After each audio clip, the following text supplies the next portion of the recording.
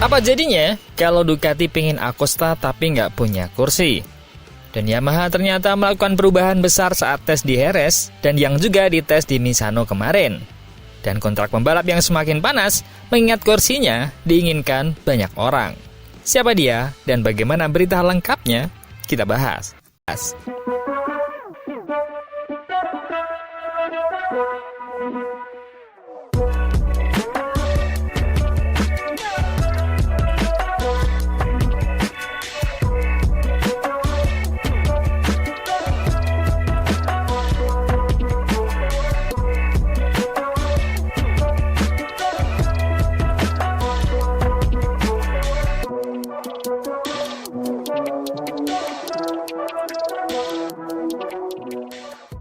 Jangan sampai ketinggalan update tentang MotoGP dari TNT. Dengan cara ketik hashtag MotoGP di kolom pencarian agar kamu bisa mendapatkan pilihan berita menarik yang kamu cari. Pedro Acosta, pembalap muda bertalenta dari tim pabrikan KTM, saat ini menjadi salah satu nama paling hangat dalam bursa pembalap MotoGP. Minat terhadap Acosta tak hanya datang dari satu pihak. Manajernya, Albert Valera, yang juga menaungi Jorge Martin, kini berada di pusat perhatian karena dua kliennya berpotensi memicu pergerakan besar di pasar pembalap untuk musim 2026. Laporan dari Sky Italia menyebutkan bahwa Acosta menerima tatapan dengan mata berbentuk hati dari Honda HRC dan juga Ducati. Dengan kata lain, kedua tim besar tersebut sangat tertarik untuk merekrutnya. Keinginan Ducati terhadap Acosta kuat, dan perhatian mereka terhadap bakatnya juga tidak main-main. Melanjut laporan tersebut. Salah satu tim yang memiliki hubungan paling dekat dengan Acosta adalah VR46. Tim milik Valentino Rossi itu tercatat telah melakukan 2 kali pertemuan santai dengan Acosta. Pertemuan pertama terjadi pada Januari lalu di peternakan milik Rossi saat ajang race 100 km Champion. Pertemuan kedua dilakukan bersama sang manajer Albert Valera. Meski demikian, kedua pertemuan dilaporkan bersifat informal dan belum masuk ke tahap diskusi serius. Namun, keinginan Ducati untuk merekrut Acosta tidak mudah terwujud. Pasalnya, Acosta masih terikat kontrak dengan KTM hingga akhir musim 2026. KTM, yang sedang menghadapi berbagai tantangan di luar arena MotoGP, tetap teguh pada pendiriannya untuk mempertahankan pembalap muda andalan mereka. Di sisi lain, Ducati juga tidak memiliki banyak ruang kosong dalam susunan pembalapnya untuk tahun 2026. Satu-satunya kursi yang kemungkinan tersedia adalah milik Franco Morbidelli dari tim VR46. Karena kontraknya akan berakhir pada akhir musim ini. Meskipun demikian, VR46 telah menegaskan niatnya untuk mempertahankan Morbidelli. Kepala tim VR46 Uccio Salucci menjelaskan bahwa pembicaraan dengan Acosta hanya bersifat penjajakan biasa. Tidak lebih dari itu, ujar Salucci. Kami memang sempat berbicara, tapi tidak ada pembicaraan lanjutan. Jangan pernah berkata tidak. Tapi saat ini kami punya Franco, seorang pembalap yang sangat kami sukai. Dengan Pedro dan manajemennya, kami tidak membuat kontak lebih lanjut. Salucci juga menambahkan bahwa VR46 berharap dapat memperpanjang kontrak Morbidelli. Bagaimanapun juga, Franco adalah sosok yang fantastis bagi kami. Performa Morbidelli sendiri cukup mengesankan pada musim 2025 ini. Setelah menjalani tahun pertama yang sulit bersama Pramac Ducati pada 2024 akibat cedera, dia kini kembali menemukan performa terbaiknya bersama VR46. Dia telah 2 kali naik podium dan 2 kali finish di posisi keempat. Saat ini, Morbidelli berada di peringkat keempat klasemen sementara MotoGP. Hasil yang patut diapresiasi mengingat dia hanya mengendarai motor spek 1 tahun sebelumnya. Sementara rekan setimnya Fabio Di Gia mendapatkan motor spek pabrikan. Kemampuan VR46 untuk menawarkan motor Ducati spek pabrik yang merupakan motor terbaik di grid MotoGP jelas menjadi daya tarik sendiri bagi Acosta. Namun, di tengah minat yang kuat dari Ducati, terdapat sejumlah kendala besar yang membuat peluang Acosta bergabung dengan mereka masih belum pasti. Kontrak eksklusif dengan KTM, minimnya kursi kosong, serta komitmen VR46 terhadap Morbidelli menjadi rintangan nyata dalam proses ini. Maka, meskipun ada ketertarikan yang tinggi, realisasi Acosta menjadi pembalap Ducati di masa depan masih penuh tanda tanya. Di tengah hiruk-pikuk pasar pembalap dan ketertarikan besar Ducati terhadap Pedro Acosta, perubahan signifikan juga terlihat dari arah lain di pedok, khususnya dari kubu Yamaha. Meskipun tim ini masih dalam tahap transisi, performa impresif Fabio Quartararo di Le Mans menjadi sinyal positif bahwa proyek pengembangan YZR M1 mulai menunjukkan hasil. Lalu, apa saja perubahan di Yamaha itu? Quartararo berhasil meraih pole position di MotoGP Prancis 2025. Sebuah pencapaian penting bagi Yamaha yang telah berjuang keras selama lebih dari 2 musim.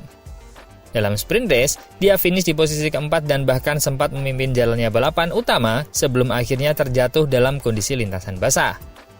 Meski gagal meraih podium, peningkatan performa motor Yamaha tak luput dari perhatian. Salah satu langkah besar Yamaha adalah pengembangan mesin. Yamaha membawa mesin 4 silinder segaris terbaru ke Le Mans setelah sebelumnya diuji coba di Jerez.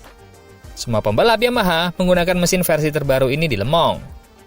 Pengamat MotoGP Michael Laverty menganalisis performa YZR M1 untuk TNT Sport dan memberikan gambaran teknis dari peningkatan tersebut. Dia menjelaskan bahwa Yamaha berhasil meningkatkan torsi, akselerasi saat menikung, dan top speed. Biasanya, kombinasi ini membuat motor lebih sulit dikendalikan. Namun, kali ini justru sebaliknya. Semua pembalap merasa puas, tidak ada komentar negatif. Karakter khas Yamaha masih dipertahankan dan motor bekerja dengan baik. Laverty juga berbincang dengan Max Bartolini, direktur teknis Yamaha, yang menyebutkan bahwa mereka telah berfokus pada peningkatan grip mekanis dan mengembangkan ulang paket aerodinamika mereka.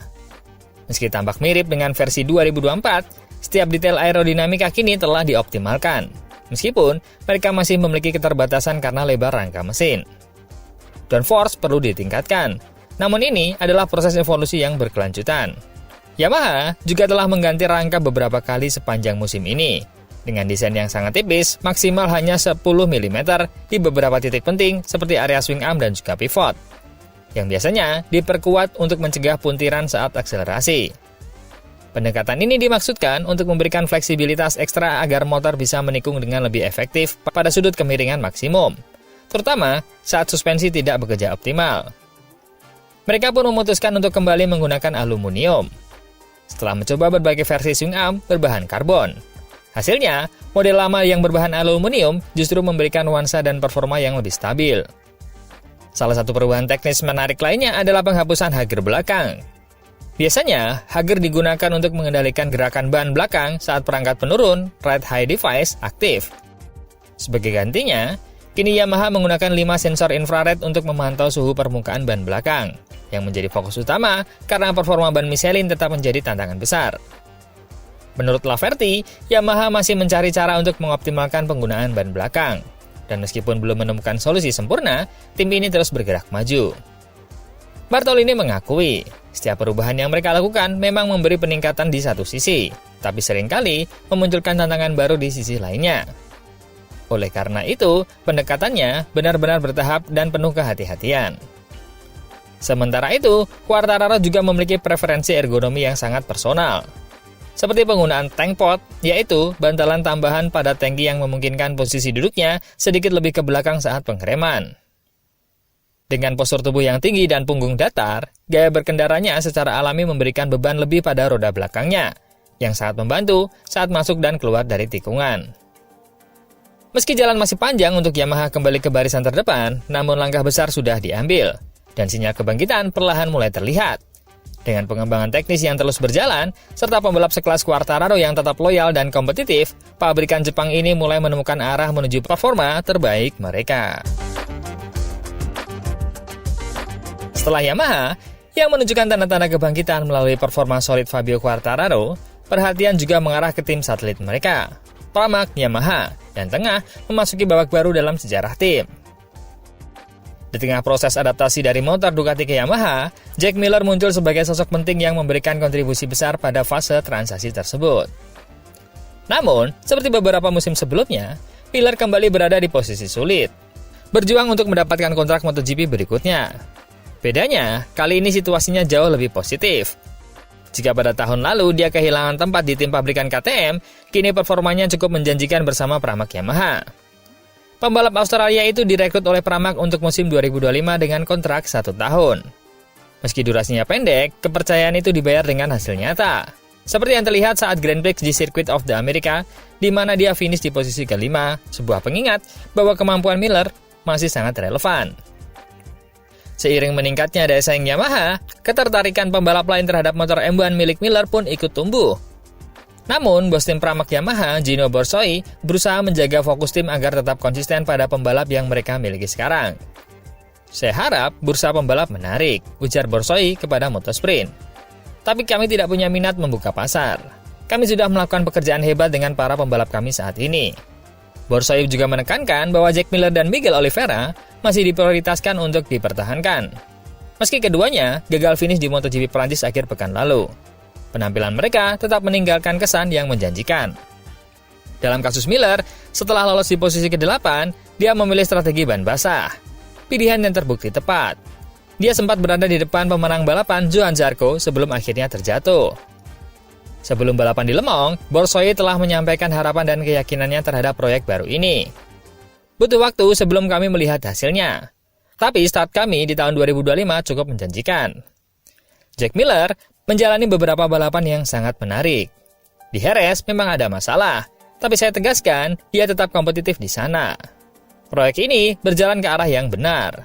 Terkait dengan rumor ketertarikan pramak Yamaha terhadap Enea Bastian ini, media Italia melaporkan bahwa tim tersebut akan tetap berhati-hati dalam menyikapi bursa transfer pembalap. Prioritas utama mereka adalah membangun pondasi yang kuat untuk mendukung perkembangan motor M1. Kami bukan di sini untuk mengejar hasil podium dalam jangka pendek. Kami berada di sini untuk membantu Yamaha. Saya berharap dalam beberapa tahun ke depan, kami akan memiliki kesempatan untuk bersaing memperebutkan posisi teratas. Apa yang disampaikan Borsoi sejalan dengan kontribusi Miller, yang memiliki latar belakang sebagai mantan pembalap pabrikan Honda, Ducati, dan KTM. Pengalaman yang luas menjadi aset berharga dalam upaya pramak membantu Yamaha mengembangkan motor yang lebih kompetitif. Peran Miller dalam proses pengembangan teknis sangat penting, terutama di masa transisi ini.